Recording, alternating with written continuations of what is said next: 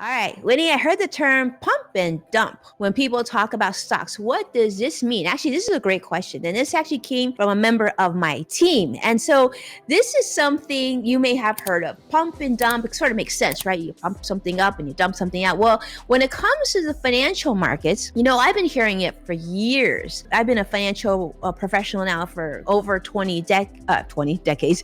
20 years.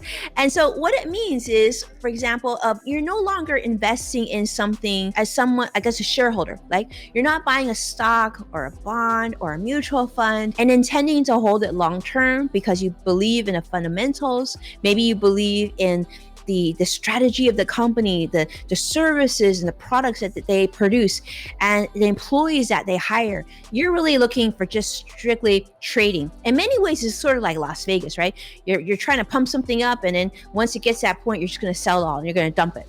So that's essentially what it is. Is it a great way to invest? I don't think so. I'm not a fan of it. Do a lot of people invest that way? I don't know that a lot of people, but certainly some people, right? We're seeing a lot of that activity being reported on social media and the news as well.